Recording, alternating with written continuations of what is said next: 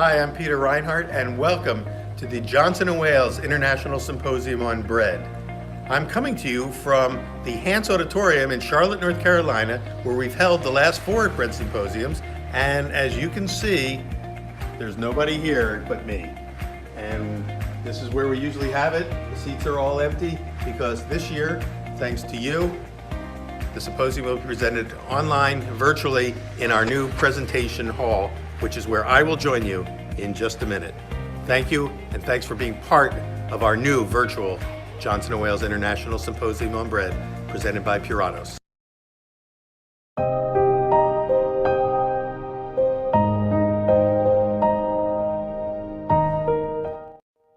Welcome again.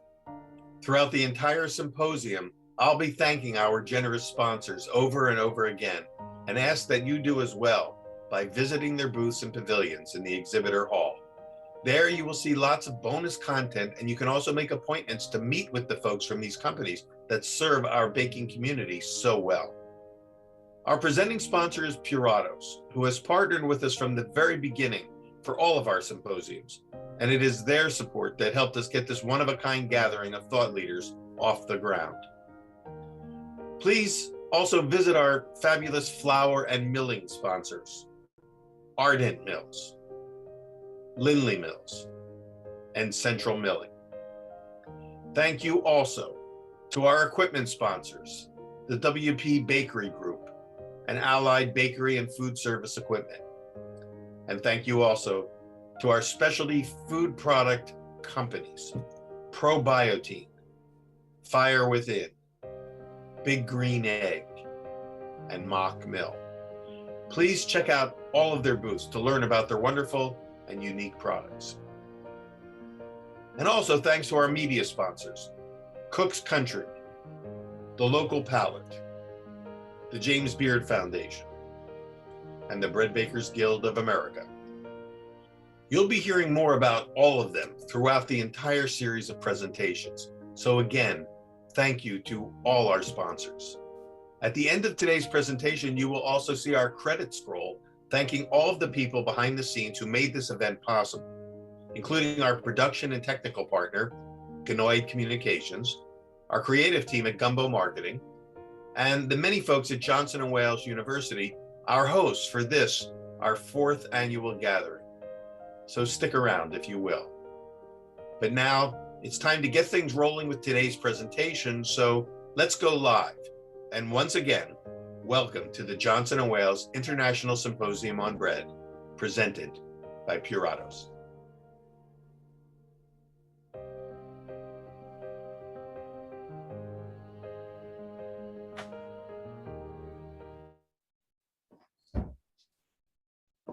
Can you hear me okay? Yeah, I can hear you. Hello, and welcome. This is Teri Culletto with me, and welcome everybody. We're back again for another week of International Symposium on Bread. Thank you for joining us. And this week we're kind of flipping things around. Usually we have the demos on Wednesday and the presentations, the formal presentations on Monday, but we're doing it the other way this week because Teri was kind enough to switch to Monday because our Wednesday speaker, Nancy Silverton, is traveling and wasn't able to be here today. So we flip-flopped, which is great because we get to learn all about Focaccia gardens today with Teri Culletto, who's coming to us from Martha's Vineyard, right? You're out on the vineyard, which is great. So we'll want to hear a little bit about that. But before we get started, a couple quick announcements. A reminder, again, these are the usual Monday announcements. We're going to have next Monday, we're going to spin the wheel and we're going to give away a beautiful 9-inch Zwilling Henkel's bread knife, as it says on the steel, ice hardened. But if you haven't signed all the guest books, do them this week so that you become eligible for the spin. This will be our last official spin of the season, so last chance to win a knife. And on Wednesday, we will have Nancy Silverton with us, and we'll be talking about all sorts of things, including her own illustrious history and her sense of where bread is headed, the future of bread, based on all the things that she's learned along the way. This is one of the featured presentations of the season. Next week, we have a very important panel discussion moderated by the award-winning author and historian Toni Tipton Martin, who has recently won another James Beard Award, her second James Beard Award for Jubilee, recipes from 2 centuries of African-American cooking. And prior to that, she also won a James Beard for her award for her book, The Jemima Code, which is 2 centuries, it charts 2 centuries of cookbooks of African-Americans in America.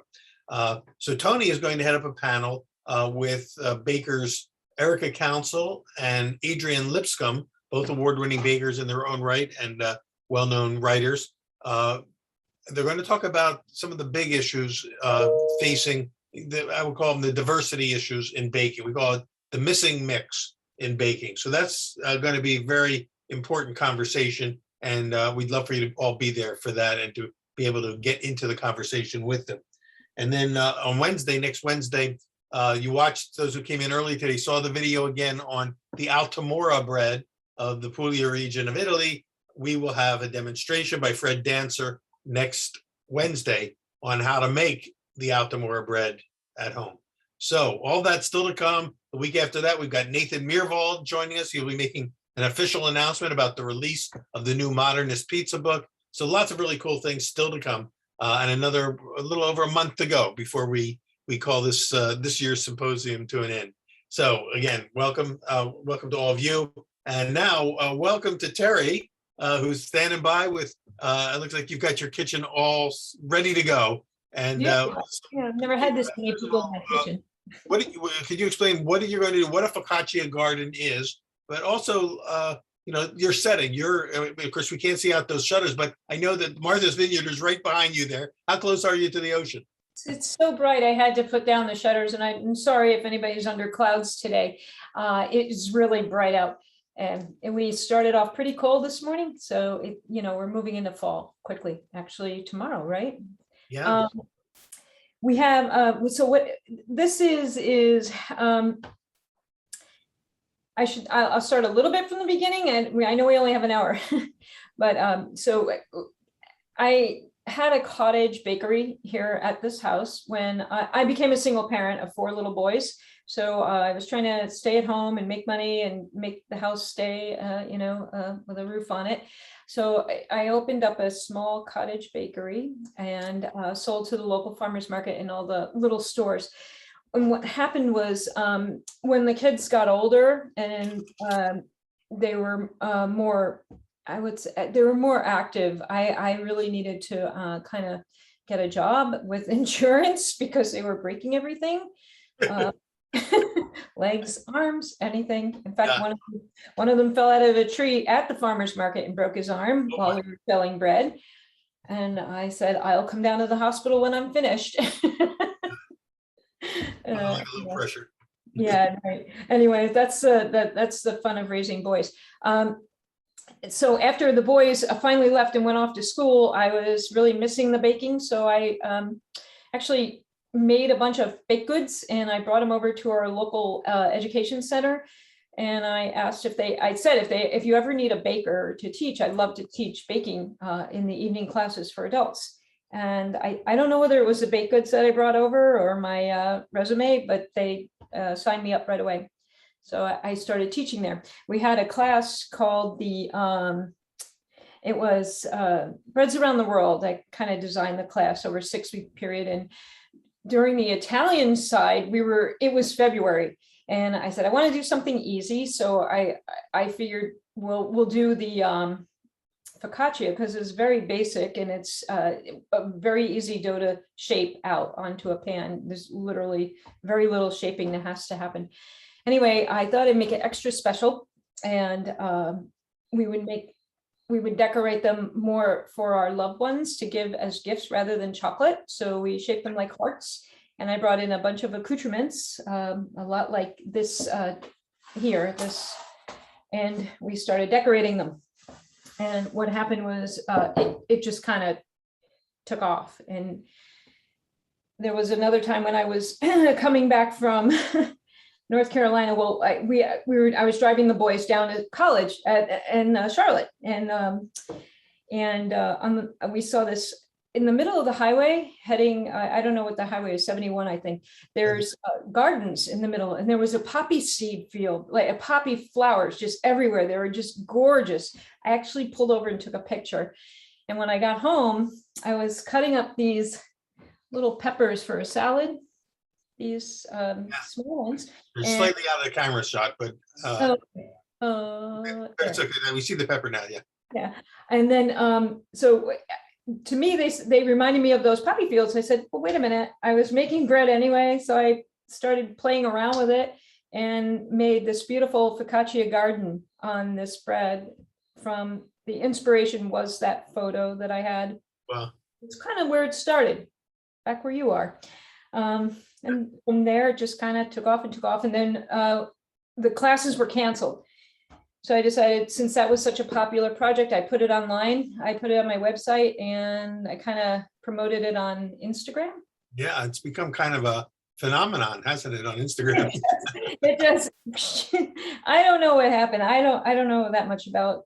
And as a matter of fact, the funny thing is, I had put the focaccia on there, and I was making dinner, and the phone was doing weird things. And I said to my son, who was home, I said, look at this phone, something's wrong with it. I think I'm hacked. I don't know what's going on. And he said, let me see it. And it was Instagram, and it just kept giving messages. And I said, I think something happened with my account.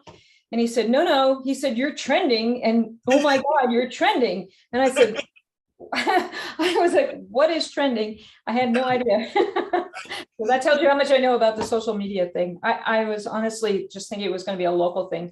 I tagged it with Martha's Vineyard and the educational thing. And well, it turned out that it just kind of. When did that kind of kick off? When did that happen? Oh gosh, it was a little bit, I think it was just before lockdown. It was, yeah. So it hasn't been that long ago, only about a year or so ago, or year and a half ago. Okay, yeah. So this is a really recent sort of phenomenon. And since that time, when I went on Instagram, it seems like there's some other focaccia garden people out there as well. You're no longer the only focaccia garden lady, but it's happening. It's the whole thing's gonna go. So before we run out of time, because I don't want you to run out of time, and if we have to go a little long today, we will. But why don't you show us what you're gonna make and how we can make focaccia gardens at home? Yeah, absolutely. I'm gonna use my standard recipe that I use, which is I do I'm gonna demo it right here under the thing. Do you have two cameras, Teri? Because right now your camera is not capturing what's where the bowl is, so you have to bring everything closer to you. Oh, there you go. Two cameras. That's what we want. There we go. All right. Yeah, there we go. Okay.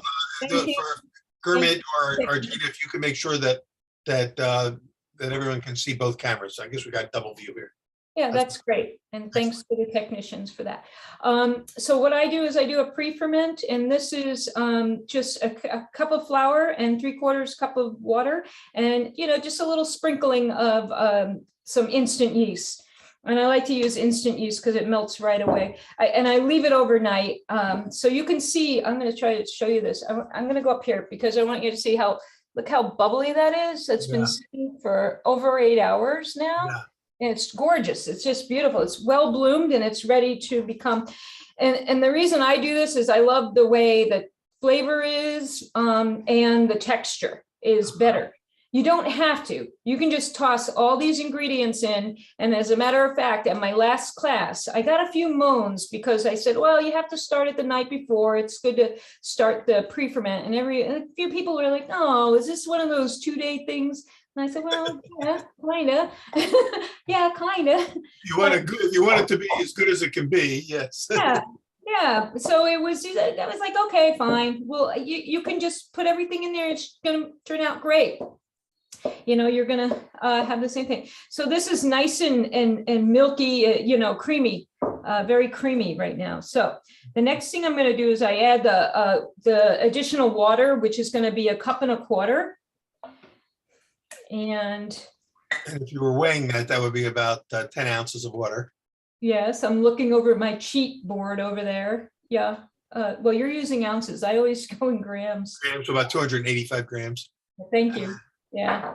and then add the yeast, which is a little scant tablespoon. Wow. Yeah. It literally, I know, I know, but it works. That sounds like it's about 6 or 8 grams of instant yeast. Yeah, yeah. Okay, so then you've got this, and here's my next favorite. Oh, well, this is my favorite tool in the kitchen. I use this for everything, including everything. Scraping down these wooden benches and scraping the ice off the car. Seriously. Yeah. I didn't have one, and I have to show you this. I made one out of a milk carton. Oh, that's great. It looks like the real deal. Yeah. Yeah, it is. I mean, it works. Or you can use a container, bleach container, whatever. Anyway, this is my next favorite one, is this whisk. It really gets the job. Fantastic. Yeah, the Danish whisk. It's really, they're a little pricey, but they do the job. So notice I'm not putting the salt in. I don't want to do that yet. I want to get the flour incorporated in, and getting the flour molecules to absorb all the water it can before I go ahead and put that salt in. So I just kind of do a pre-mix and let that sit. And while you're mixing that, Teri, let me mention to all of our viewers that feel free to start writing your questions down and post them, and I'll feed them to Teri as they become relevant to what she's doing. And also, I'm sure one of the questions will be, Teri, will you be able to post this recipe for us, or at least send us a copy that we can post in our recipe folder? Absolutely, I will do that. Fantastic. I definitely do that. All right, So, great. you know what I didn't do? Okay. Oh, there it is. Sorry, I'm off camera. I'm sorry about that. Going in the dining room. I need my handy dandy finger bowl. And this is one of those tricks that you learn as a baker. If you want to not have flour or dough stick to your hand, you can just wet your fingers. That's all. Just wet them. Makes it so easy. Life is easy when you do that. So I'm just going to go around.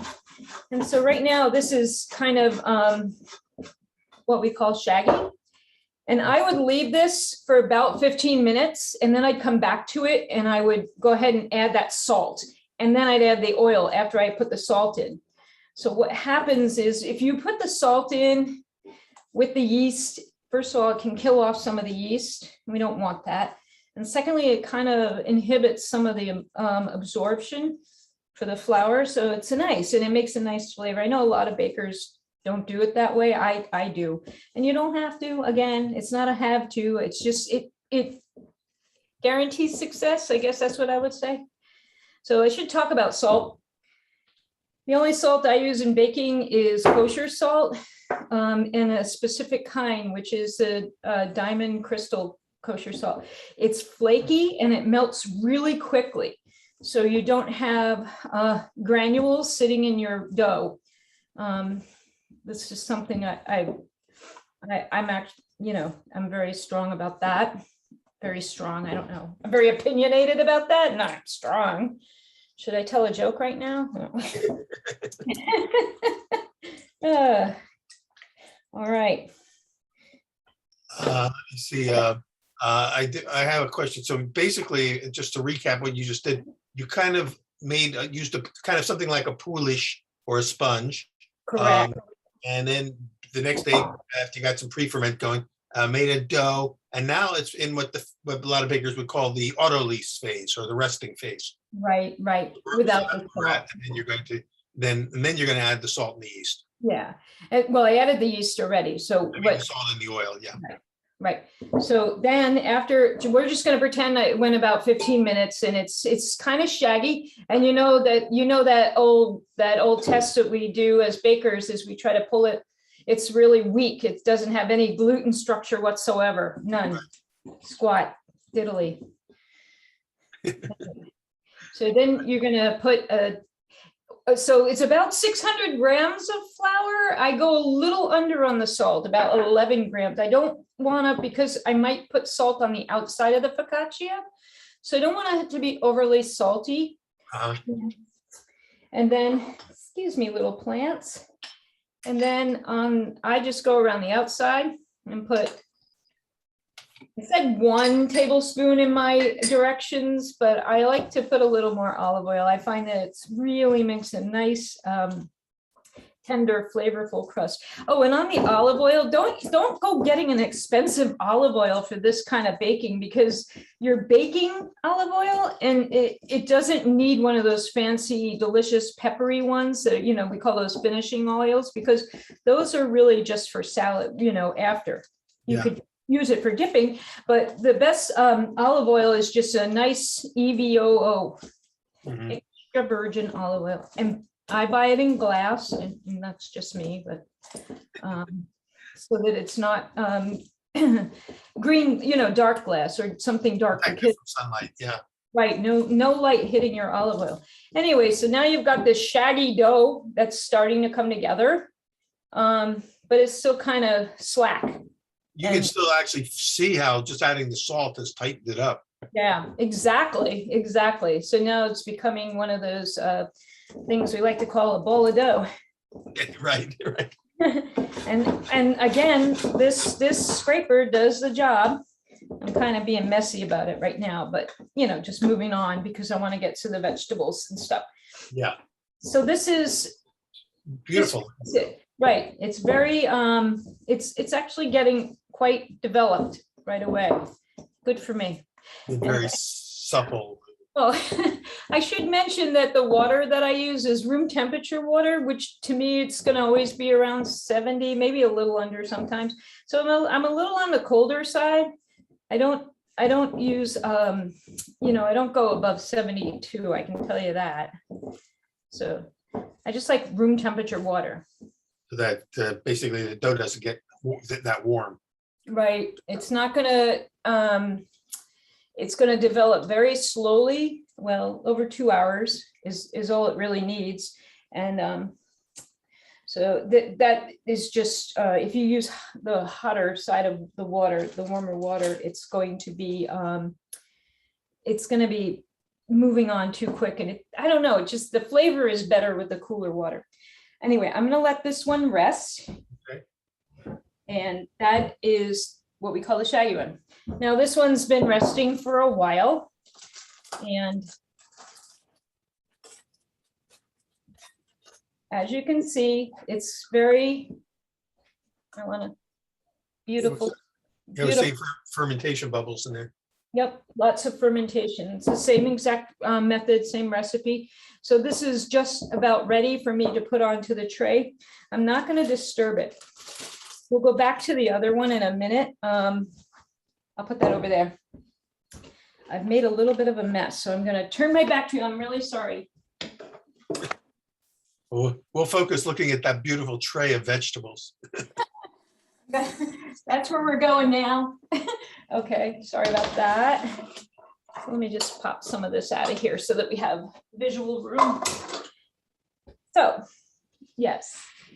So while your dough is, this is key. This is very key. While the dough is on the rise, as Peter likes to say, we're going to go ahead and start cutting up vegetables. And I'm going to show you just a few good cuts that make great designs. And here is a tip. If you have some of the vegetables, if you put them in ice water with a little bit of lemon juice, here you go, lemon juice. Just a little bit, it keeps them bright, and they get a little, they open up a little bit, and they'll curl. So I'll show you that in a second, because I put some in there to start that. So just a ice water with lemon juice helps keep the color, and it helps them to kind of stay hydrated. Now, if you're going to use herbs, I recommend putting those in water, right into the ice water right away, like as soon as you get them. A lot of herbs that are purchased from the store are very dehydrated, but you can easily bring them back. These aren't, because I just got these from out back there. But you see how green, and they're actually really good. But I would keep them wet in the water, and that will prevent them from burning in the oven. Oh. So that helps. Also, these are chives.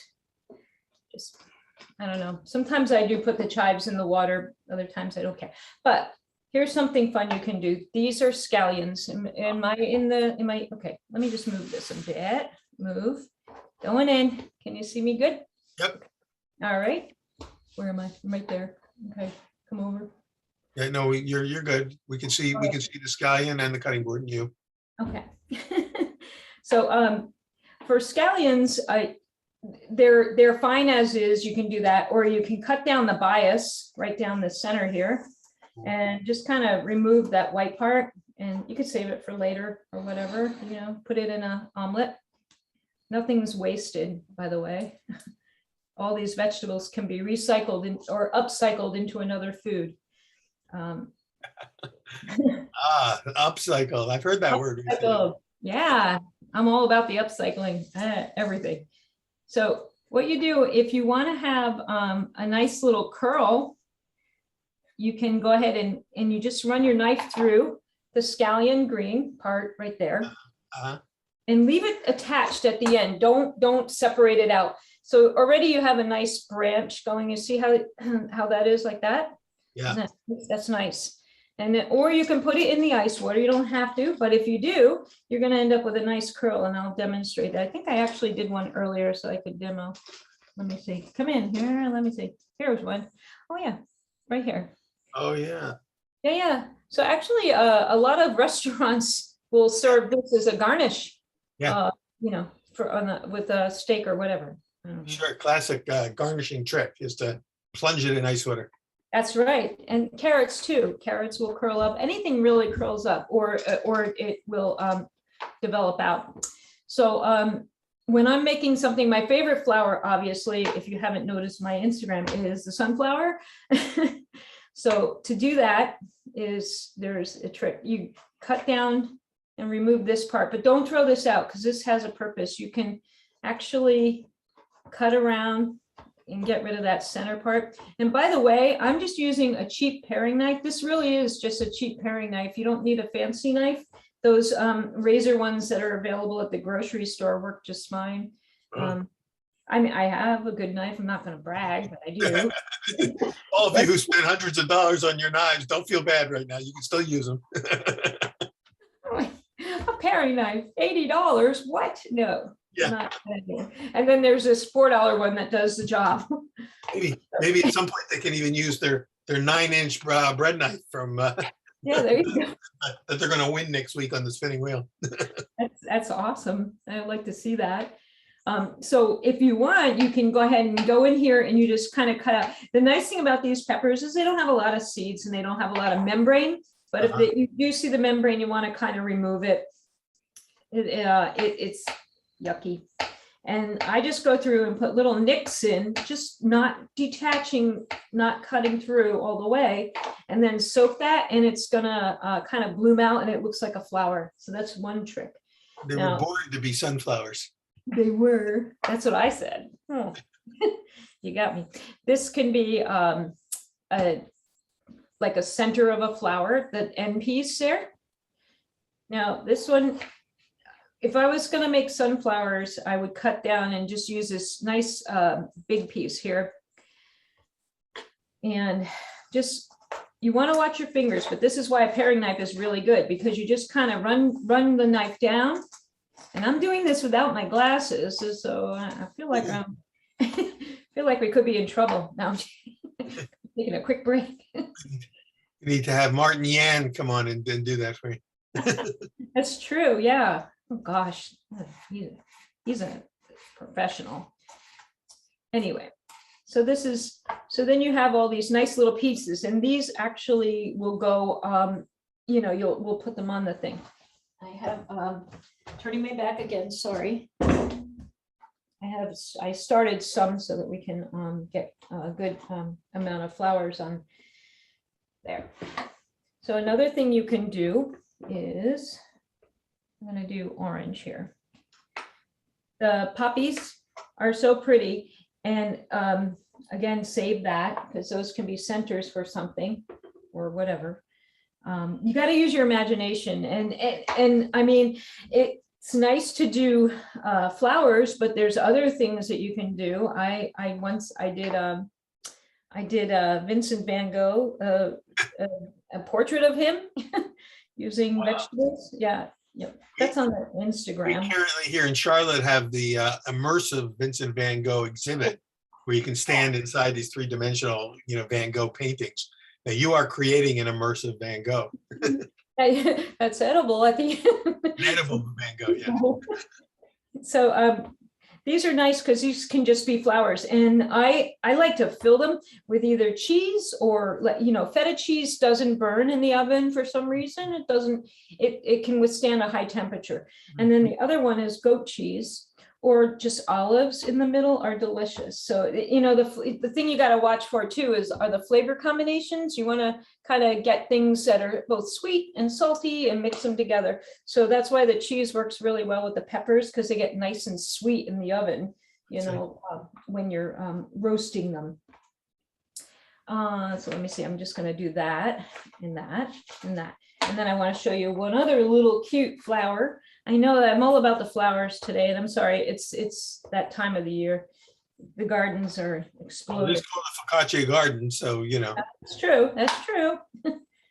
So this circle, so I'm like a no waste person. This is, if you can see, that's the top. So if you were just to pop this onto the dough with a stem underneath and maybe some leaves, and you can put something in the middle. You could do a different color in the middle like that. You can see already it's eye catchy, and it works. Yeah. So just put that there. Oh, here's something fun. So I discovered a few things. I don't make cakes, but look at how beautiful that color is. That is those purple potatoes. Those are available everywhere now. So I noticed.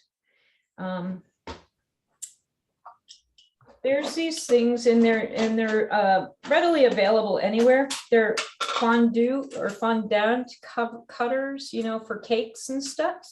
So yeah. So anyway, so I kind of was experimenting with them one day. And they actually go through vegetables. So there you go. And a dual purpose tool in the kitchen. Who doesn't love that?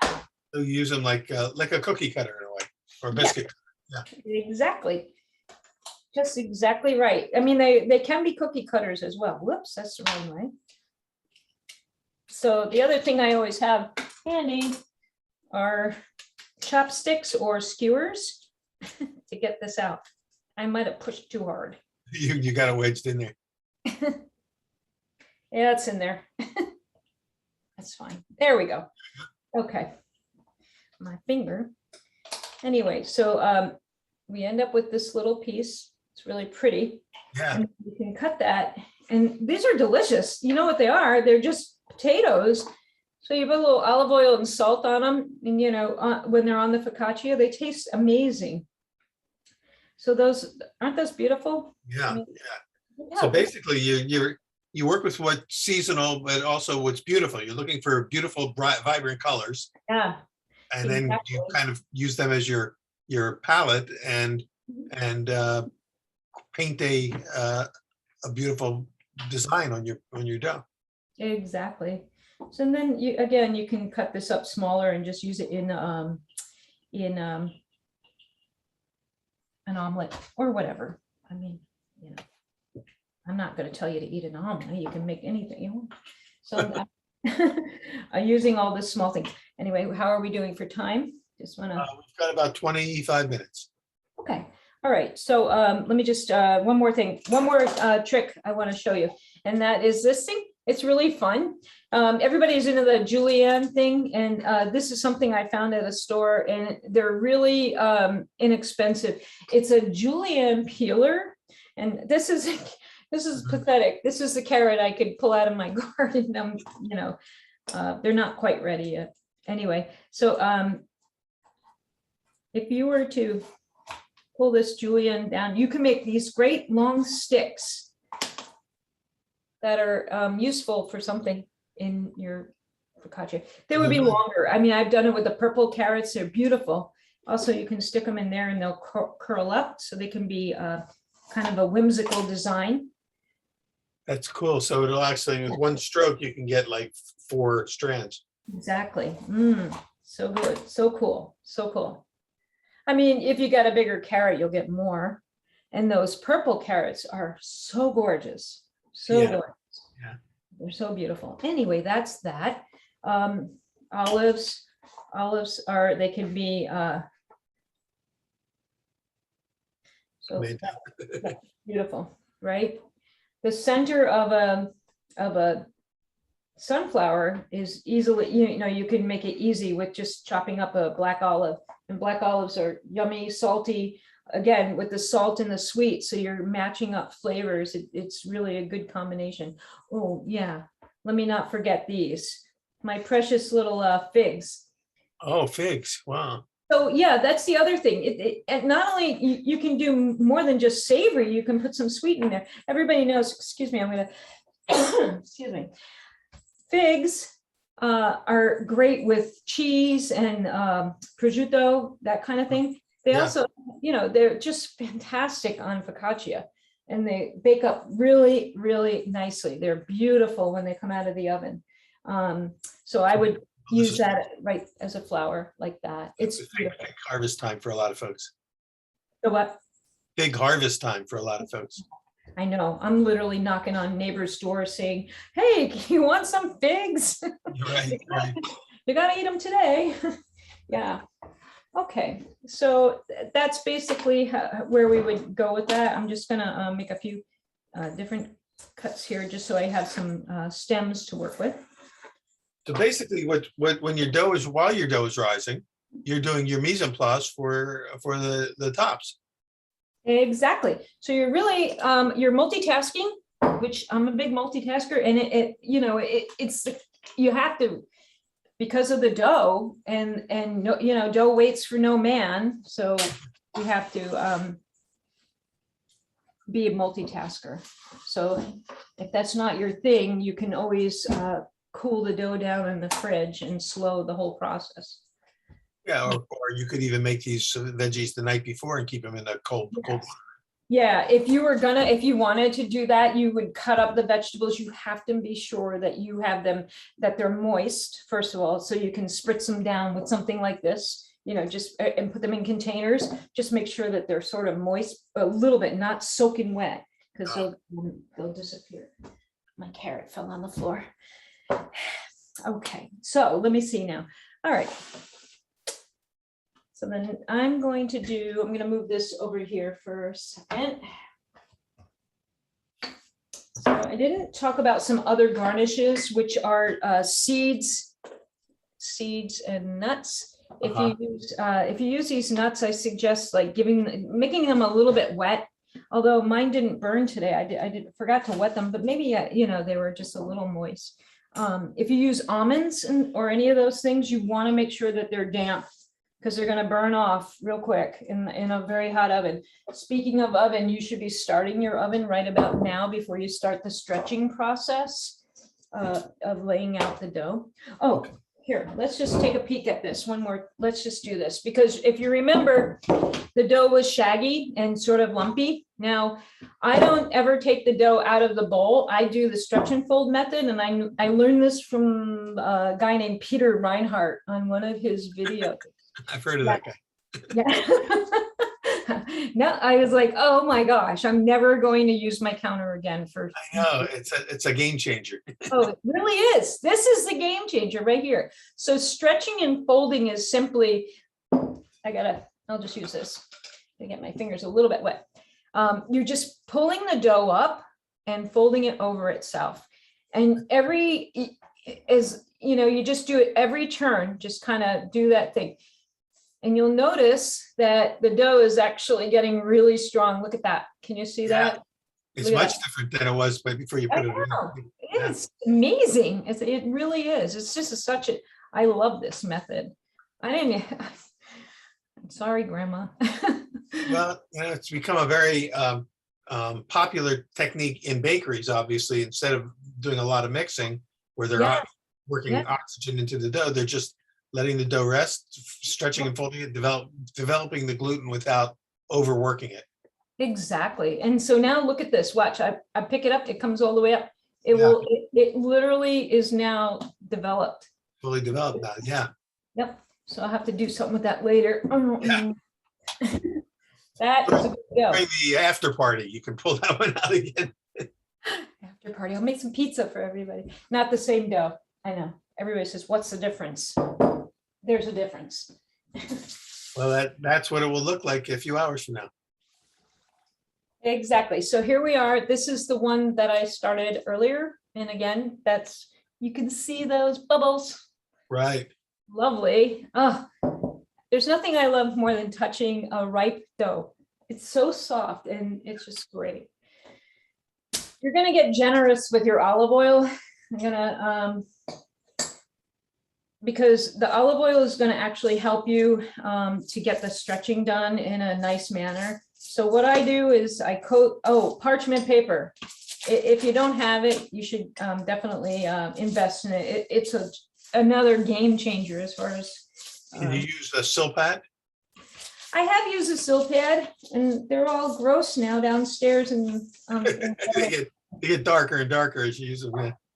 yes, they're really, really greasy. I mean, they just have stains on them. So I'm gonna actually pull out this. Sorry. Teri, is that all the oil that you need on the parchment? Because it doesn't look like a ton of oil. It just looks like.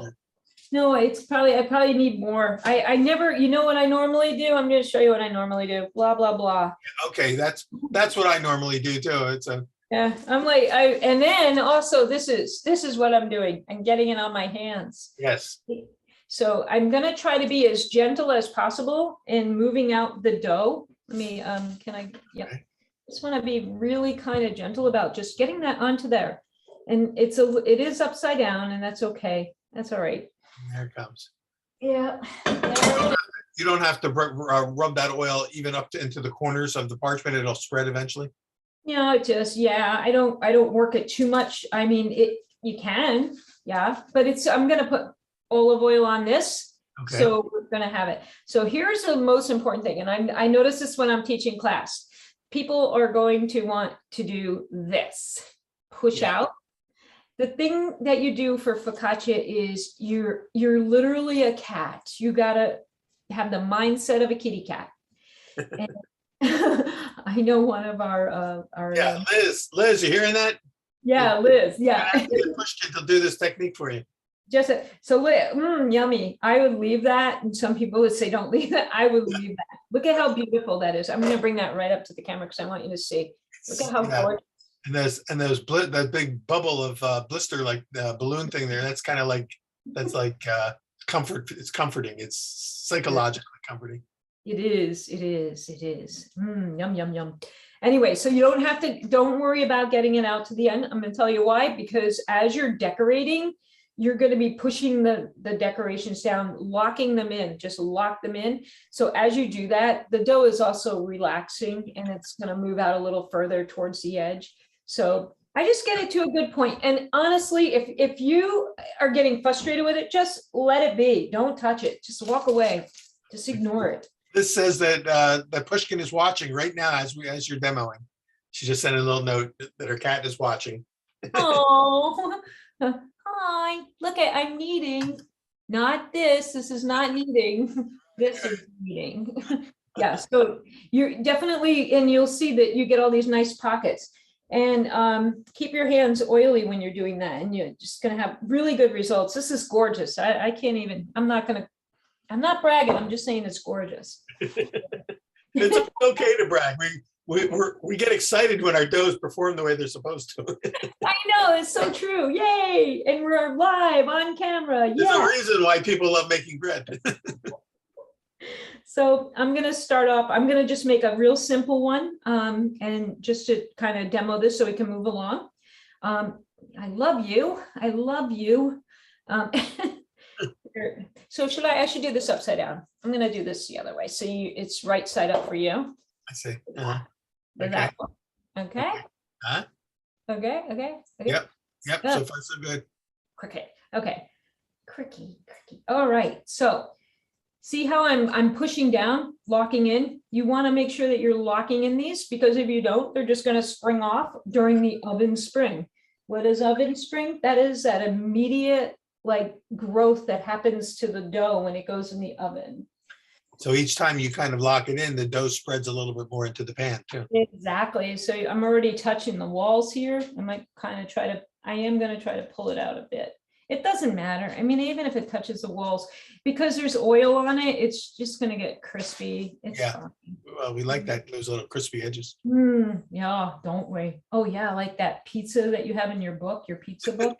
Oh my gosh, I made that pizza. Yeah, when you get a little crispy edge with some cheese crisping up too, yeah, you're in heaven. Cheese dropping down. Oh, that is so good. All right, so here I got some stems started, and I might want to make maybe some kind of crazy curls down there, down at the bottom or somewhere, you know, see how that, and those will look kind of cute when they come out. They look like vines or something, you know, whatever. Yeah. You can detach them too. They don't have to stay on the stick. Oh, look at this one. This is really curly. Yeah. So that's fun. I mean, I'll just probably, I don't know, spatially, you know, I've made it way too even for me. Ugh. Way too even. You like to work off center a little? Yeah. So, I didn't mention leeks. Leeks are, you know, look at this beautiful color on the leeks. The reason I didn't cut it up is because it's filthy, and I bought one at the best one I could find at the store, and it was really not good. Anyway, what does that look like? It looks like a white calla lily, right? Calla lily, yeah, it's beautiful. Yes, you could just kind of look at that. And it literally will stay shiny. Amazing. Did you put that in the cold water too, or did you just wash it off?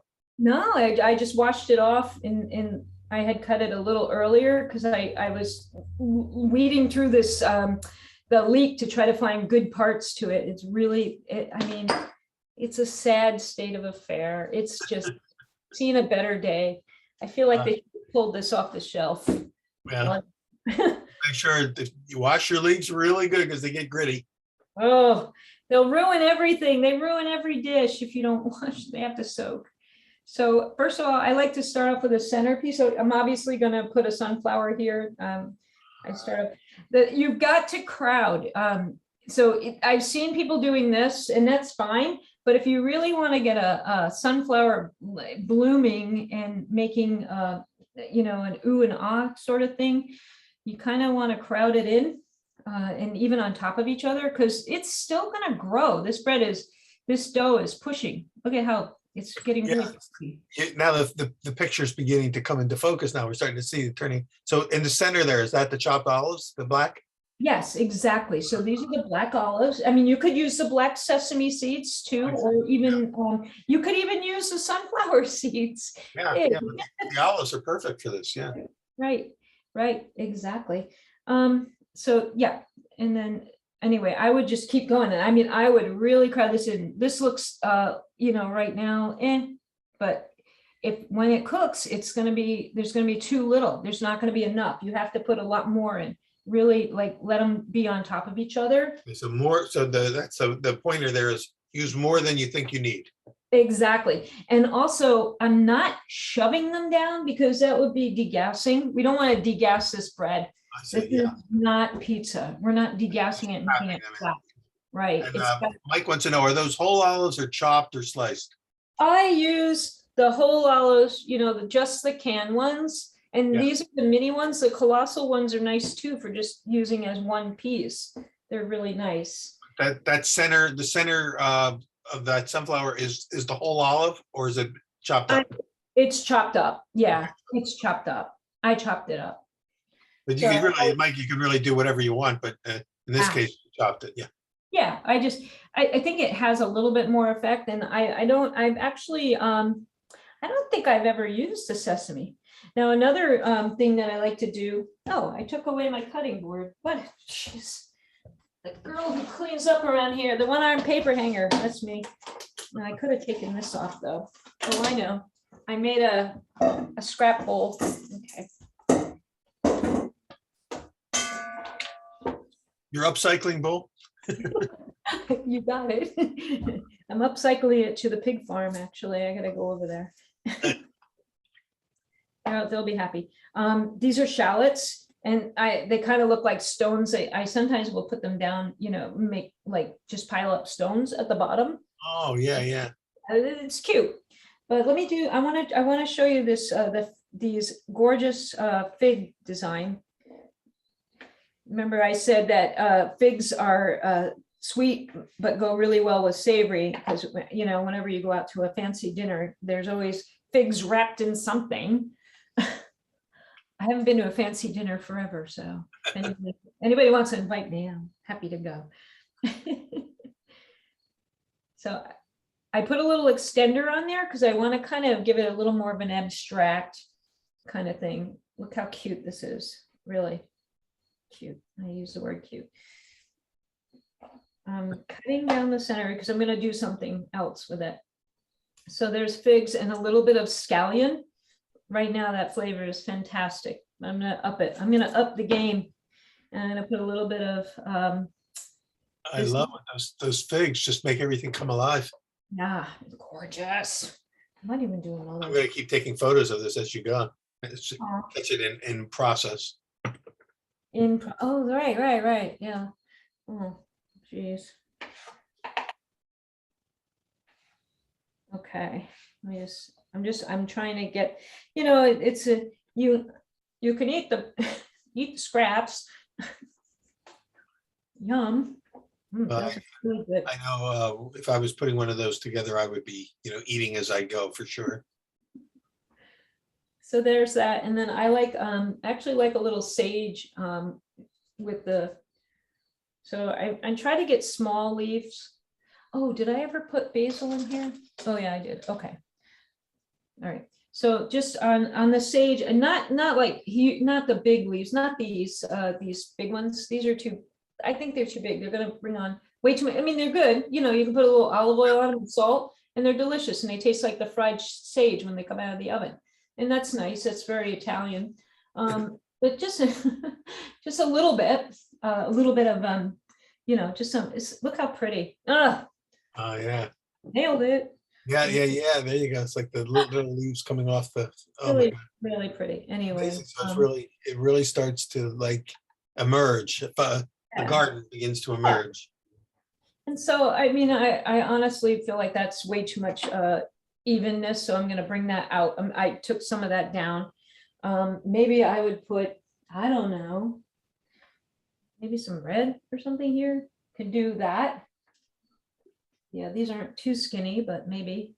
I mean, just, you know, you got to use your imagination. And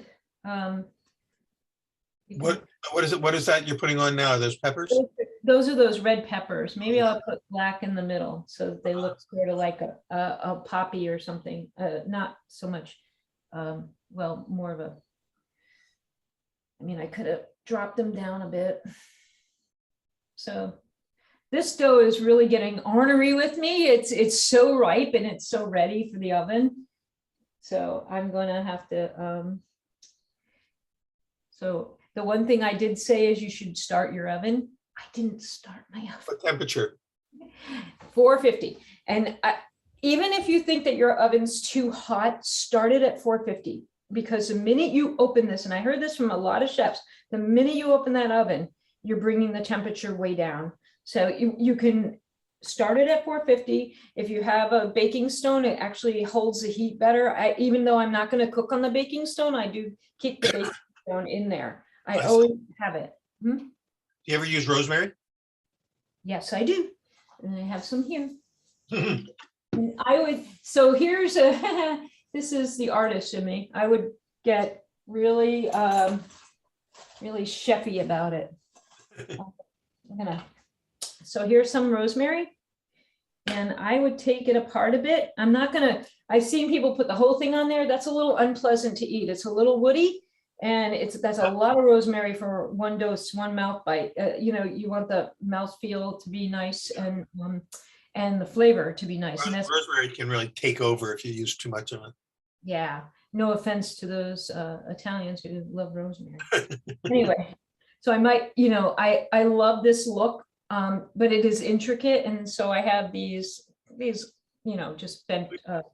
They're food tweezers. Just like a professional food stylist. Yeah, food stylist, that's me. Right.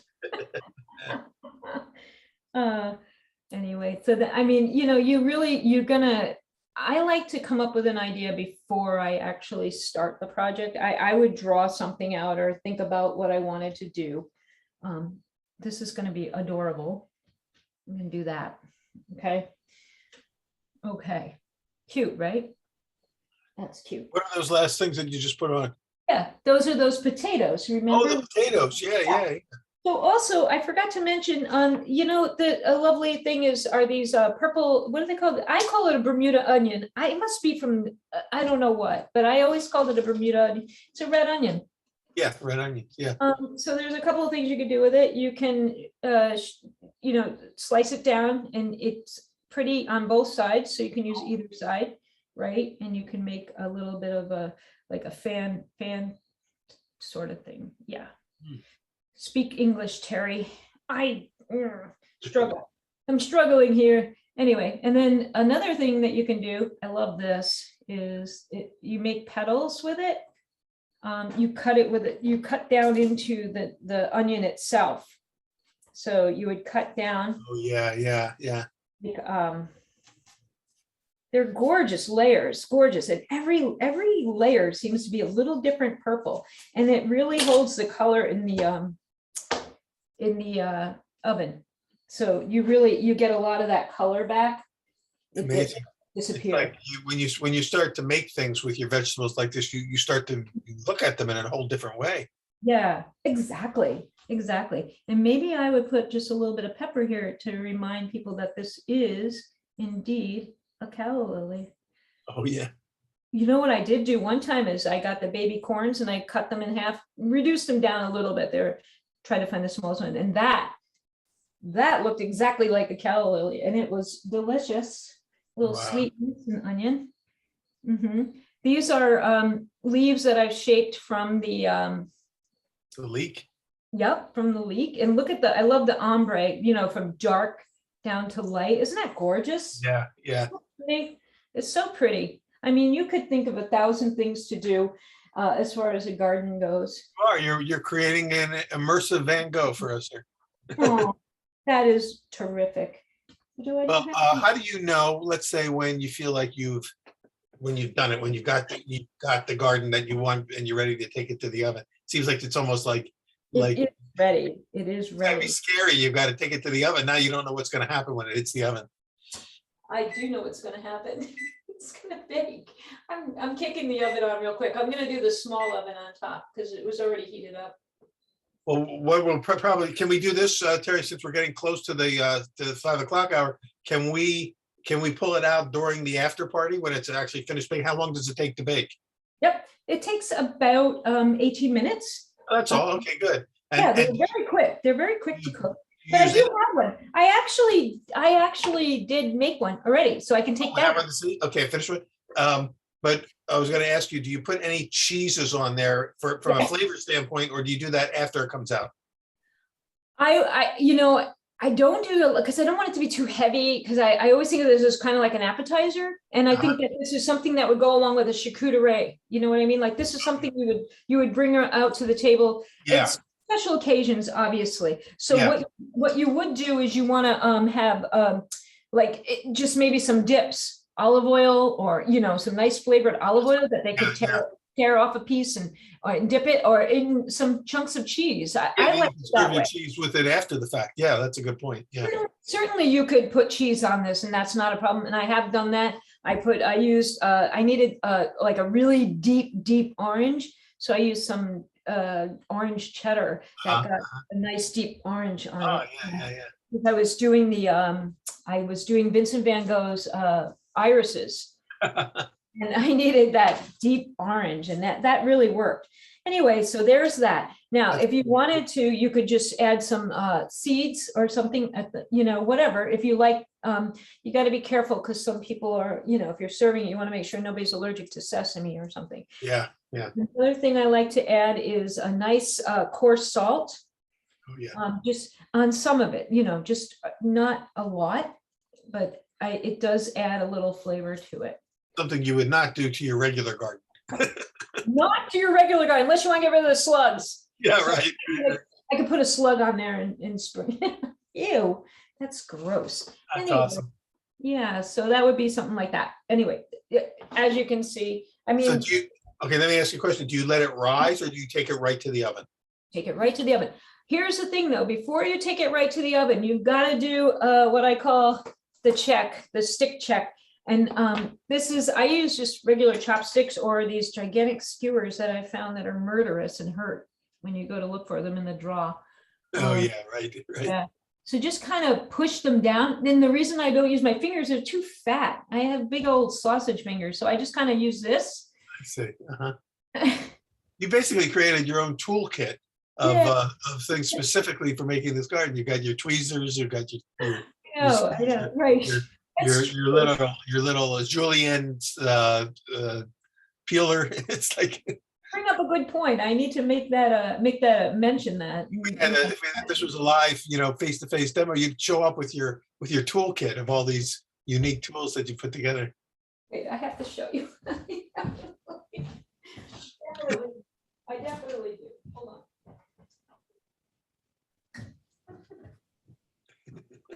on. We're back to teaching the classes again. So, I have this and it has everything that you just. Oh my gosh, that's great. Yeah. That's great. Yeah. We'll travel. Focaccia garden will travel. Exactly. You don't want to forget something. It sucks, doesn't it? Have you ever gone on it? You can't assume that they're going to have all the tools you need. You got to have them with you. No. So, okay, so you take it to the oven and you bake it for about 18 minutes or so. And Right. then, But okay, so I've locked everything, locking down. So you want to just double check everything, make sure this is going to be really, really good. I'm telling you, this is perfect. This is a perfect temperature. And then I just want to kind of see if you can see the thickness there. Can I, maybe if I do it up here, can you see? no, better. I think the other one was even better. Put Okay. it with the other camera, yeah. So you kind of see all those beautiful bubbles. Those are going to be delicious. Yeah. And olive oil, and so it's just a perfectly ripe dough right now. And then all these vegetables will cook up nicely, and these don't leach. The other thing too is if you're using like a mushroom is a leachy vegetable and it makes a puddle there. Eggplant, puddle, forget about it. I'm telling you, they're just a mess. You can cook them up ahead of time and drain off all that water, because otherwise you're just going to have pools of water on your focaccia and it's going to be a little yucky. Well, let me ask you a question before we break for the after party. Can you hold up one for the people who won't be joining us in the after party to show us what it looks like? I go to my oven and pretend like it's really hot. Yeah, bring out one that you pre-baked, just so we can see from before and after. And Woohoo. Okay. And actually, yeah, you're gonna look. I'm telling you, I'm in love with the figs. Can you see? Okay, let me do this. So that is gorgeous. Yeah. So, and that with that garden, you built that garden more horizontal than vertical, like you did with the first one. Yeah, I wanted everybody to see the different variety of flowers. Yeah, yeah. I said you can soak these in there, soak the bottoms after you've chefing on them a bit. Look at how pretty that. It's just adorable. I mean, it really. And look at those purple potatoes. That is gorgeous. I can't imagine focaccia gardens not moving into a phase where we start to have competitions where people will have to make them, like in front of judges and get viewed and judged for the best one. So we got to set something, one of those up at some point. All right. Well, that is gorgeous. Absolutely. And now we know how you got there. We know what it looks like when it comes out. And then, like you said, you can, after it cools a little bit, you can, well, you probably hate to cut it and serve it, but you got to at some point.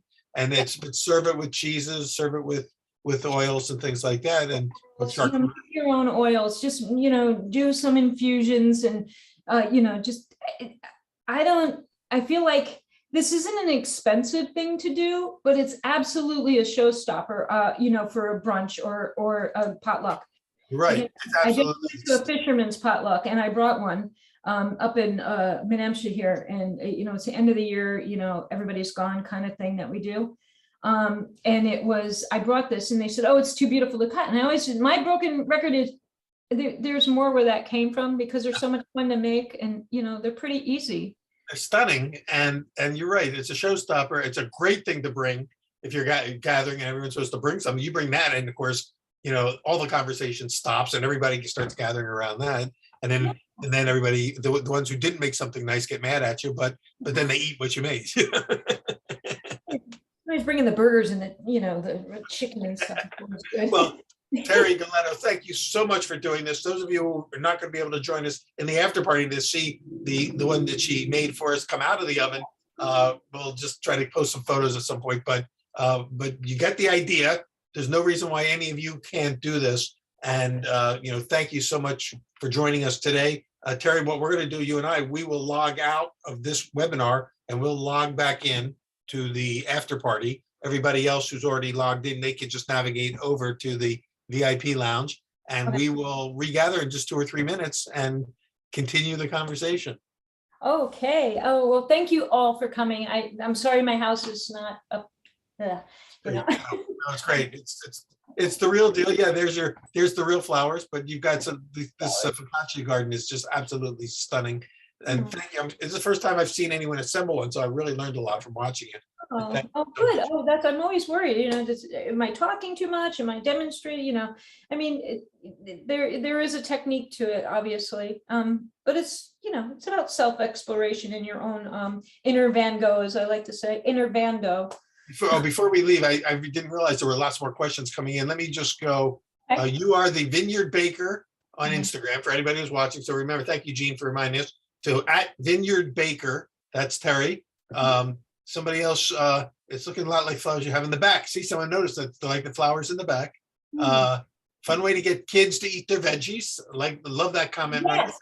And let me say, that is absolutely, I do a kids class and they are the most uninhibited children. I mean, they just go to town. They're the best artists. Their stuff is amazing. And yes. Yeah. Runner also wants to know, have you ever done with fruit instead of vegetables? I did. Right. If you go to my Instagram, I do a sweet focaccia. And that was it looks a lot like the cherry blossoms. I use strawberries and blueberries and dates with like a frangipane underneath as instead of olive oil. It actually worked really well. It was so delicious too. So Julian wants to know, how do you keep the vivid colors? Because he's seen some painted focaccias and found when you paint things on, the colors kind of fade out. So what's the key to keeping them vivid? Yeah, I think it's part of it is soaking in the ice water and keeping the leaves nice and plump for that. And then honestly, I think it's about the way you the cut that you do. If you can see, let me get in there. There it is, right there. Yeah. So that is just about a 1/4 inch. If you were to cut it any thinner, you're gonna get all brown. You know what I mean? Like you need to leave enough moisture, enough baking surface, because we're talking a hot oven. The cooking time is short.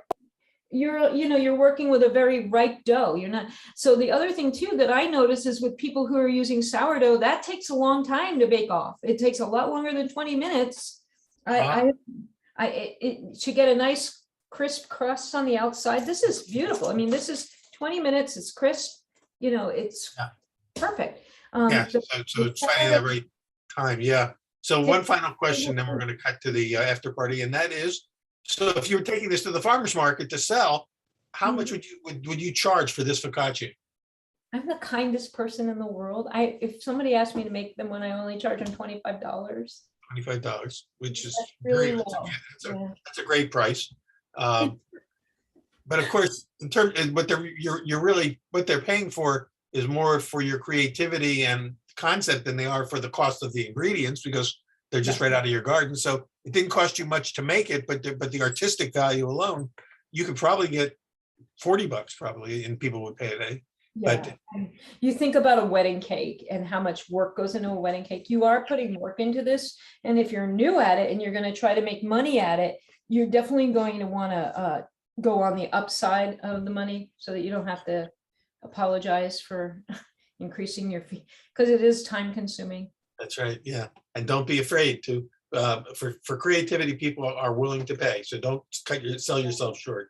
So Teri, once again, it's hard to say goodbye, but, No, I'm a starving artist, so I'm a starving artist, so I have to eat this because I don't make any money on it. You are like Van Gogh. All right.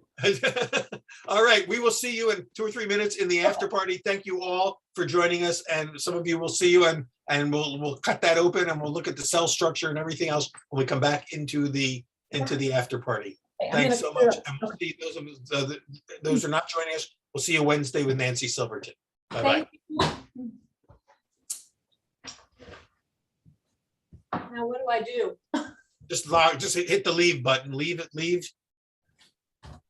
Okay, I have Leave this meeting and then log back on from the link that you received from Kermit. I lost my mouse. I have a remote mouse that I was using. As long as it's not in the oven.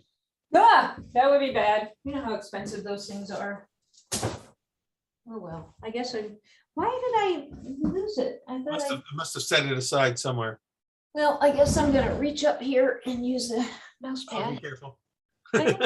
This is reality TV now. Here we go. This is Teri falling into. Okay. Let me see. So I log out of here. I'm out of here, and then when on that email that you got from Kermit, it has the other login for going into the after party. Okay, I'm gonna look for that. I'll be right back. We received it early this morning, so. Oh, okay. Okay, I'll go find it. Okay, all right, see you there. Okay, bye.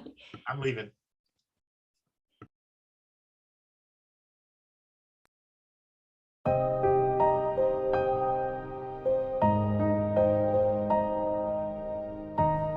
Thank you to our team behind the scenes.